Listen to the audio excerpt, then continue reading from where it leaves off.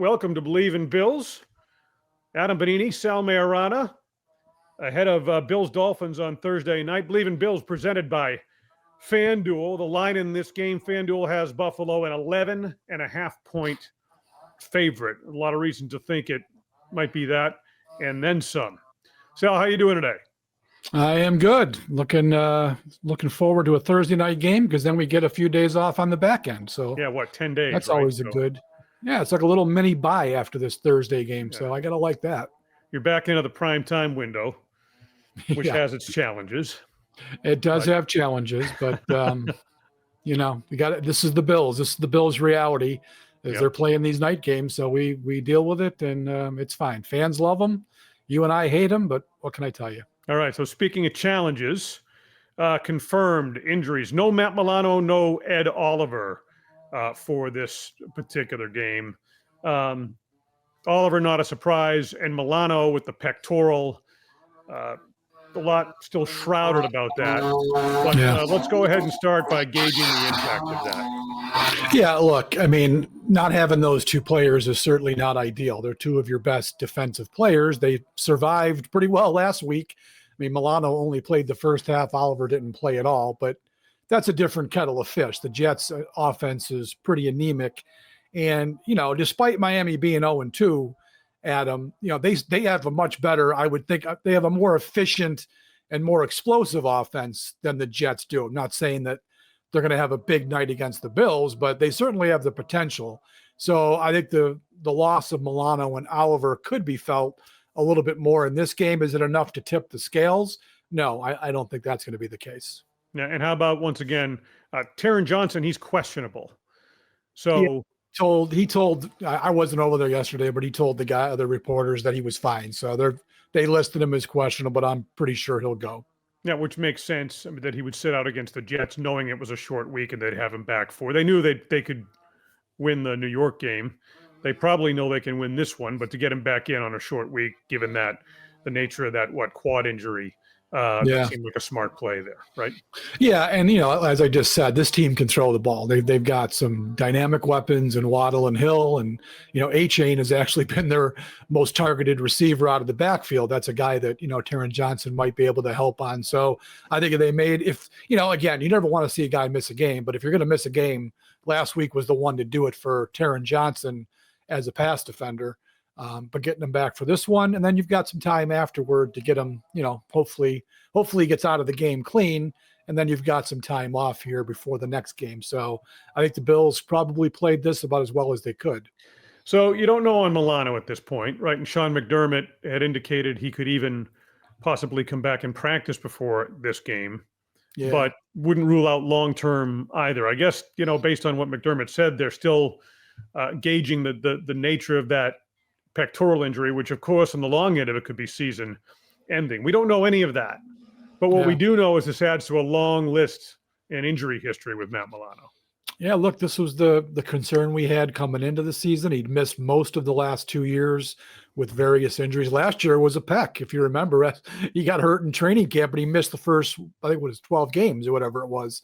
So, you know, it could be a serious injury. The way McDermott has been tap dancing all week, you know, maybe they are just tap dancing and not wanting to give up the information yet, but it doesn't seem like it's quite as serious as the one he had last year. But still, it's a pectoral injury; those can be tricky. And if I had to guess, Adam, I don't think we see him for a little while here. So, and there again, schedule plays into this a little bit, right? I mean, next week, I mean, they got to take care of business this week in the division. The Saints come to town next week; they're terrible. That shouldn't be too difficult a game for the Bills. And the Patriots, again, a division team, could be tricky, but one the Bills should handle. So, you know, if it isn't quite as serious as last year's, maybe a few weeks off here at this point in the schedule works out good for the Bills. But, you know, I'm not going to speculate on anything because you know how they are with injuries. They are very unforthcoming when it comes to these things. And for all we know, he could be out the next 3 months. One quick follow to that. Was that I don't know that was a pec last. I thought it was a bicep. Was it? I thought it was a pec last year. Bicep, I believe. Which the reason I bring that up, Sal, is only that, you know, he's not perhaps not re-injuring something, or You know what? You're right. You know who had the pec? It was Bernard. Bernard had the pectoral, and he missed 2 games. You're right. Good catch. Yep, I got my linebackers mixed up there. Yeah, well, it's easy to do. Trust me. You've set me straight more than a few times on this show. So, in other words, now you're looking at Dorian Williams, right? Yep. And he's been effective when he's been in there. Yeah. I mean, he filled in pretty well last year for Milano. I mean, he wasn't peak Matt Milano, all pro Matt Milano, but I thought he did a pretty good job, during the 12, whatever games it was that he played. Stepped in last week. He was fine. So look, they've got a good number 2 in Dorian Williams. He has played many games with Bernard, so there shouldn't be any issues with communication and that type of stuff. 3rd year with the Bills, knows the defense. Look, if this was 3 or 4 years ago, Adam, I'd be more concerned about a Matt Milano injury. He's not the same player. A, he's an injury-prone player at this point, and B, he's 30 years old. He's not 27-year-old Matt Milano anymore before all the big injuries hit. So it's not the same player. Dorian Williams very well might be as good a player at this stage of the game as Matt Milano. So this one, I think they'll be able to weather. The issue is going to be depth. I mean, because if something else happens, Shaq Thompson's questionable. He'd be the next guy up to play that position. They're probably going to have to call up. I'm going to guess it's Keontae Jenkins, who was up last week too. He might have to come up and be on the active roster. I don't think you want him playing too many defensive snaps. So they need to get through this game with Bernard and Williams and hope that, Milano is not going to be out for too long. Speaking of staying healthy, and this is someone I know you're writing about in the Rochester Democrat and Chronicle. Speaking of staying healthy, Joey Bosa, right? Questions about, given his history and everything, and the risk. I mean, it was a 1-year deal. The Bills did that for a reason. Obviously, we both liked it at the time and still like it now, especially given the fact he's made significant contributions in the first 2 games. Yeah, he was a wrecking ball last week. I mean, again, they have 2 rookie tackles in New York. The right tackle had gotten off to a really good start. He neutralized T.J. Watt in week 1, but Bosa and Greg Rousseau both did a pretty nice job last week, but especially Bosa. Pro Football Focus had him for 7 pressures. He had the sack. He had 2 forced fumbles. He was all that on 26 snaps. He only played half the game, so it was a really impressive performance by him. Yeah, I mean, we're 2 games in, and Sean McDermott made that point. He said, look, he's been great, but we are 2 games in, so let's hope that this continues. But like you said, the issue with Bosa has been injuries, and one of the reasons for that, Adam, he's a lot like Milano in that he plays balls to the wall. I mean, he's just a relentless, as I call them, a wrecking ball, and sometimes that playing style can get you into trouble from an injury perspective. I mean, he was just on fire last week. You hope that he can do it every week, but that playing style lends to injury, and he certainly has dealt with a few of the previous 3 years at least. All right, so fingers crossed, but excellent return so far on that investment for the Buffalo Bills. The Dolphins, look, I mean, there's a lot to be said for the Bills' defensive performance against the Jets, right? It was a get-right game. It was an opponent that it wound up being a good opponent to get right against. Having said that, Miami's probably bringing a little bit more on the offensive side of the football in this game in terms of talent at the quarterback position, at receiver, at running back that you had mentioned. And you have the desperation factor, right? Which sounds cliche, but I think it's a real thing in the NFL. Now, absolutely. The tide is on its way out for McDaniel. There's no question about that. I mean, could we see a change at head coach? Absolutely. Things don't stack up well for the Dolphins coming to this game from a matchup standpoint at all. But I do think this will be a better indication of just where the Buffalo defense stands after the bounce back against New York out of the Meadowlands. Yeah, we need to find maybe a middle ground here, Adam. They were absolutely putrid in the first game, albeit against, one of the most dynamic offenses in the league. And then last week they came up against a team that could not do anything. And of course, part of that was because of Buffalo playing so well, no doubt, but they don't have the playmakers on that team. I mean, Breece Hall, nice player. Garrett Wilson, really nice player. That's all they have. The Bills knew that, and they took those 2 guys away pretty much. and Justin Fields had nowhere else to go with the ball. So this is a different challenge. We've always talked about Miami. Even though the Bills have dominated them, there's always that potential that these guys can get hot, with those receivers, Tyreek Hill and Jalen Waddle, who are speed demons. A-Chain is as fast a running back in the NFL as there is. So, they've got some nice players. Tua, when you get Tua in a groove and you can protect him because he gets rid of the ball pretty quickly, he can make things happen. Now, one of the issues that they're dealing with, they lost their entire right side of their offensive line. I think it was in the first game. I think both of those guys went down in the first game.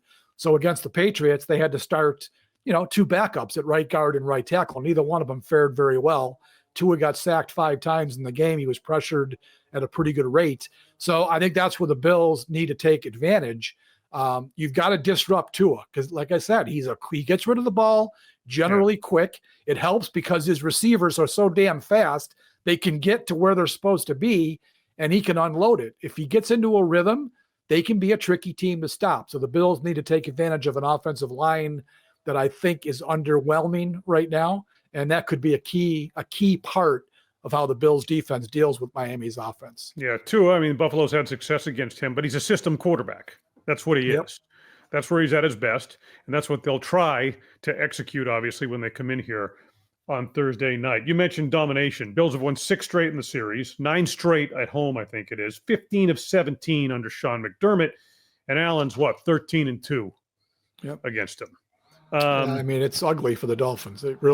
It's horrific for them. It's shades of what the Patriots used to represent for Buffalo. Right? Yeah. Or if you go back to the old days when the Dolphins did this to the Bills for 20 straight games. So we've seen it before. It's nice to be on the other side of it, I'm sure, for Bills fans, because let's face it, the Patriots, everyone hated the Patriots for 20 years, but Miami has been the rival, right? Going back to the 70s. They've always been the team that Buffalo seems to hate the most. Buffalo fans seem to hate the most because they're South Florida, they're glitzy and all that. And Bills fans, the lovable blue collar guys that they are, love beating the Dolphins, maybe even more than the Patriots. So, yeah, this has been fun to have them completely dominate Miami for 8 or 9 years now. Defensively in the first couple of games, Colts and Patriots, 30-plus against them, 33. I think, in each. Given what the Bills are bringing offensively, and look, they did it one way late in the win over Baltimore, and they did it with a dominating ground game against the Jets. What do you suppose the plan of attack is against this Miami defense, and any reason to think they won't be 30 or more in this game? No, I think the Bills, if it's going to be a high-scoring game, that's good for the Bills. The Bills have proven they can win high-scoring games. I think they're going to be able to move the ball and score on this defense. One of the problems with Miami so far, they've got some name players in their front seven. They got some pass rushers, right? Bradley Chubb and Chop Robinson, a couple other guys. They're supposed to be a good pass rushing team, and they really haven't been so far. They have not given first Daniel Jones and then Drake May last week much to worry about. You realize Miami is giving up 78.5% completion percentage in the first 2 games, worst in the NFL by a long shot. They're not stopping the pass, and they've also got injuries in the secondary. Now the safety, I can't pronounce his name. I'm not even going to try. Number 9, whatever his name. I can't even attempt the guy's name. He's going to be out. He was just ruled out on their injury report. Kader Kohu is a nickel cornerback for them. He's going to be out. They've got Minkah Fitzpatrick back, the original Dolphin. They drafted him in 2018, traded him to the Steelers, and now they got him back in the trade with Pittsburgh for Jalen Ramsey. He is still a star player, but they're in trouble at corner. They do not have very good corners.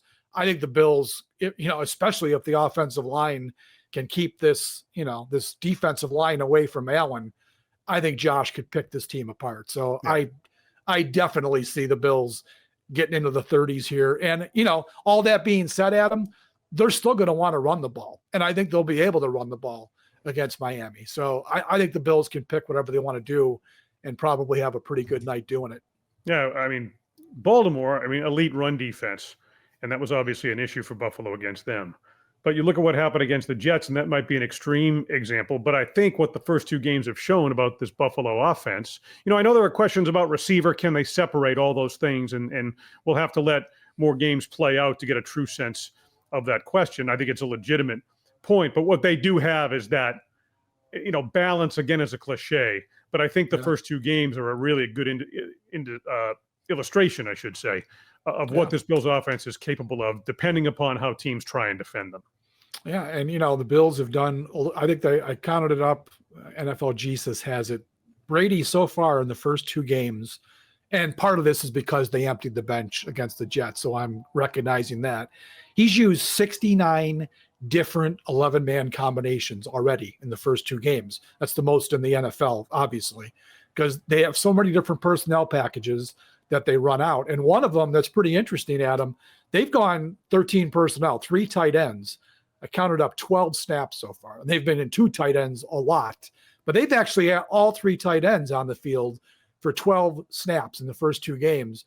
And that's because all those guys, even Kincaid, has been blocking. They've been blocking out of their minds. Jackson Hawes has been exactly what they thought he was going to be. Dawson Knox has been really good blocking in the run game, and so is Kincaid. So the Bills really, you talk about balance, they're about as balanced a team as there is in the NFL, because they can do it from all kinds of personnel packages. They can do whatever they want. So the Dolphins are going to have a lot to be concerned about in this game.